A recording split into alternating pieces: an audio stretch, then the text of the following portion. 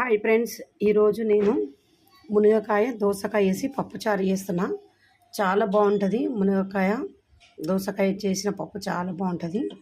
నేను ఈ పప్పు అయితే నానబెట్టుకున్నా. పప్పు ఒక గ్లాస్ పప్పు నానబెట్టుకున్నది. మనం నానబెట్టుకొని ఉడకబెట్టుకుంటే చాలా బాగుంటుంది. ఇప్పుడు ఇది పప్పు అయితే మనం కుక్కర్లో వేసుకొని ఒక 3 సీట్లు పెట్టి ఉడికించుకుందాం. కుక్కర్లో కూడా ఉడికించుకోవచ్చు, మనం కుండలో కూడా వండుకోవచ్చు. ఈరోజు అయితే నేను కుక్కర్లో వేస్తున్నా. ఇక్కడైతే కుక్కర్లో పప్పు వేసి నీళ్ళు పోసిన. ఇప్పుడు ఒక చెంచంతా పసుపు వేసుకుందాం. పసుపు వేసేసి దీన్ని మూత పెట్టి ఉడికించుకుందాం. ఇప్పుడైతే చింతపండు నానబెట్టుకుందాం. చింతపండు నానబెట్టేసి ఈ నీళ్ళని ఉడుపుకుందాం. కడుక్కోవాలి చింతపండుని. నీళ్ళు పోసి నానబెట్టుకొని మనం ఏవైతే దోసకాయలు ఇవన్నీ ఉన్నాయో దోసకాయ కోసుకోవాలి. ఇవన్నీ మంచిగా ముక్కలన్నీ మంచిగా నార తీసుకోవాలి. టమాటా ఇవన్నీ పోసి నేను ఇవన్నీ చూపిస్తాను. ఫ్రెండ్స్, పప్పు అయితే ఉడికిపోయింది. ఇప్పుడు ఇవన్నీ కోసి పెట్టుకున్న దోసకాయ ముక్కలు, ములంగి ఇవన్నీ కోసి పెట్టుకున్న టమాటా, ఉల్లిగడ్డ ఇవన్నీ కోసుకొని పెట్టిన. ఇప్పుడు ఇందులోనైతే మనం మట్టి కుండ పెట్టిన. ఇలా కొంచెం నూనె వేసుకుందాం. నూనె వేసుకొని నూనె కాకినాక జీలకర్ర ఆవాలు అన్నీ వేసుకుందాం, పోపు గింజలు. ఇప్పుడైతే జీలకర్ర ఆవాలు వేస్తున్నాం.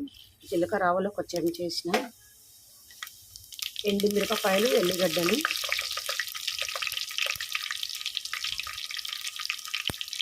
పచ్చిమిరపకాయలు, కరివేపాకు,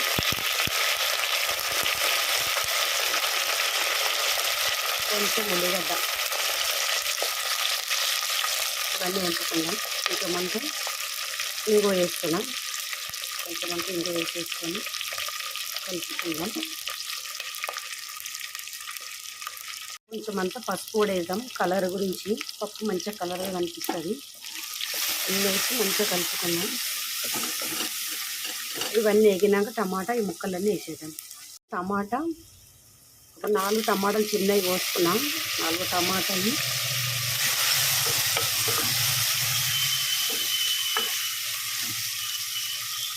కొంచెం టమాటాలు మెత్తగా అయిపోయినాక ఈ ముక్కలన్నీ వేసేసుకుందాం. ఇప్పుడైతే టమాటా ముక్కలు అయితే మెత్తగా అయిపోయినాయి. ఇప్పుడు ఏవైతే కోసి పెట్టుకున్నానో ఈ ముక్కలన్నీ వేస్తున్నాం.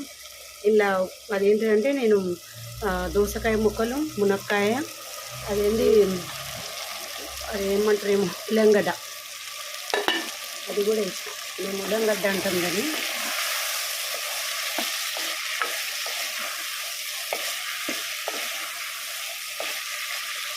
కూడా మంచిగా. పప్పు అయితే మెత్తగా రుబ్బుకున్నాం. పప్పు అయితే మెత్తగా అయిపోయింది, ఆల్రెడీ మెత్తగా అయిపోయింది. ఇది మనం అందులో వేసేసుకుందాం. ఇవన్నీ మెత్తగా అయిపోయినాయి, కూడా మంచిగా ఉడికిపోయినాయి. ఇప్పుడు ఇలా పప్పు ఏదైతే రుబ్బుకున్నామో మనం ఇందంతా పప్పు పోసేసుకున్నాం. పప్పు పోసిన తర్వాత కారం తర్వాత వేసుకున్నాం. పప్పు అయితే ఉడికింది. కొంచెం అంత ఉప్పు వేస్తున్నాం. వేసేసుకొని కలుపుకుందాం. కారం మళ్ళీ వేసుకొని కారం వేయగానే పులుసు పోసేసుకుందాం.